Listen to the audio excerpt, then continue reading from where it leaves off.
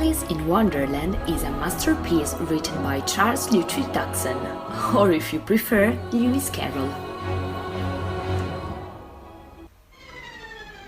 Born in Cheshire in 1932, he achieved all his fame thanks to children's books. Weird but fascinating fairy tales, sometimes creepy because of their characters or their plot, in which he wrote stories about how often reality could match with nonsense. Nonsense. Once more, from the beginning. That's it, Dinah. If I had a world of my own, everything would be nonsense. Nothing would be what it is, because everything would be what it isn't. And contrariwise, what it is, it wouldn't be. And what it wouldn't be, it would. You see? He was known all over the country as a man more interested in children's company than adults' one, especially Alice's one, a little girl to whom he dedicated the most beautiful and complex story of all children's literature, a story doused in poems and wordplays. This book has always represented a real challenge for adults, from critics to mathematicians, psychoanalysts, translators, and literature historians who are still searching for the real meaning of all the situations Alice found in this magic place. Let me say that this story has not achieved fame by its written version nowadays, but by its cinematography representation. Indeed, there are two successful masterworks inspired to this romance, both marked by Disney's print.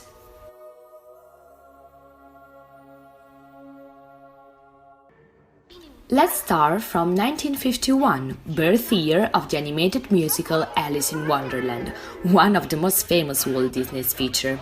The cartoon presents many differences with Carroll's original story, despite the huge love Disney felt for this book. For example, in the feature, the chronological order in which Alice met all the characters is not respected, and many of them have been removed from the tale, such as the Duchess, the Pig, and the Gryphon. How do you do and shake hands and state your name a bit? That's manners. Moreover, the Cheshire Cat, named Cheshire Bus by Carroll, seems as a really pragmatic and fair character who doesn't side for anyone, one of the most funny and confusing characters of all the story. Truth be told, Lewis Carroll never gave him the same importance Disney did, writing about him as a neutral and unimportant figure. Third chorus. Oh, no. Thank you, but I just wanted to ask you which way I ought to go. Well, that depends on where you want to get to. Oh, it really doesn't matter, as long as I can... Then it really doesn't matter which way you go. Very happy birthday to me, to me. Oh, yeah. Do you remember the famous scene of the Mad Hatter in which he sings the unbirthday song? Well, forget it. Actually, this scene belongs to Humpty Dumpty, character not even presented in the feature. As we all know, Alice's purpose was to follow the White Rabbit, but the book tells us another story. Of course, he is the initial impetus, but then he took a backseat. Alice, indeed, is interested in arriving to a wonderful garden that she glimpsed by a little door. Too big.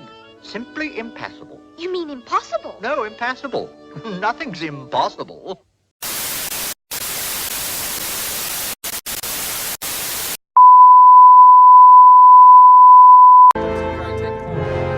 Alice, it's you.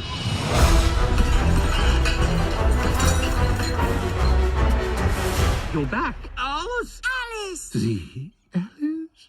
You're absolutely Alice. I'd know you anywhere. You're all late for tea! After 50 years from this first success, Disney decided to propose it again, and who could be better than Tim Burton to drive forward this new challenge? It's a really fun project, he declared. My target is to make an interesting and powerful movie, which could express the psychology of the book and could bring freshness to the history, keeping its classical nature. Main characters keep all the traits described in the book, because each of them represents a real existed character or a social figure of 800. The Mad Hatter is an example, because many hatters during that age lost their minds due to the mercury used during hat processing, and the Queen of Hearts, a clear reference to Queen Victoria.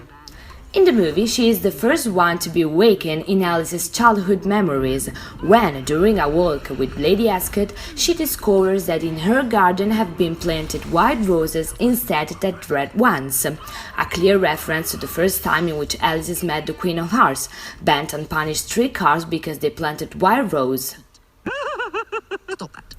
If we can define the book as a journey to celebrate childhood, Tim Burton's movie is a journey to grow up. Indeed, Alice is 17 years old, but her spirit is still the one of a little girl decided to follow the White Rabbit.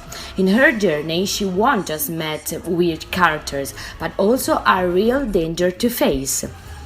Indeed, she has a mission this time, saving Wonderland, killing the Jabberwocky, a monster who appears in one of the poems of the book, along with the Vorpal's word necessary to kill him. In the cartoon, some parts of this poem are sung by the Cheshire Cat, while in the movie, some parts are recitated by the Mad Hatter, and they are defined as a prophecy. 'Twas brillig, and the slithy toves did gyre and gimble on the wave. Old Mimsy with the burgroves and the Momrath's grave. Sorry, what was that? The Jabberwock with eyes of flame, jaws that bite and claws that catch. Beware the Jabberwock, my son, on the frumious Bandersnatch. He took his Vorpal sword in hand. The Vorpal blade went snicker-snack.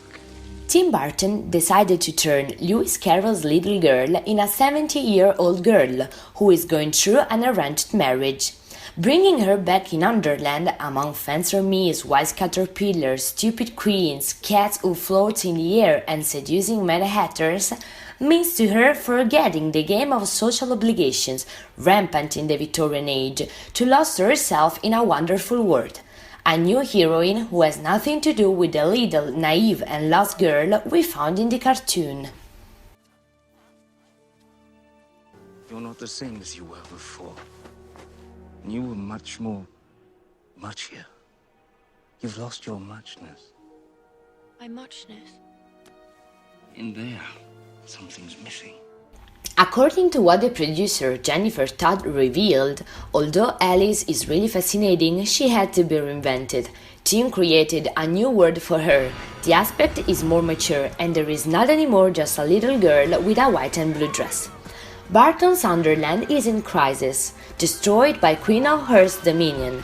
As he declared, the most important thing is that also in Wonderland, as in each fairyland, there is the good and the evil. But what I really loved of this world is that everything is a little bit weird, even good people. Last aspect on which it is necessary to reflect on is the Mad Hatter, the most beloved character. In Tim Burton's movie, he is a constant presence, while it is very limited in the cartoon, in which we can see him just in few scenes. But maybe for his history, maybe because he is a little bit more weird than all the others, maybe because of his closeness to Alice, the Mad Hatter entered in the hearts of adults and children, enough to bring Disney to work on another sequel of this never-ending history, focused entirely on him. But this is another story.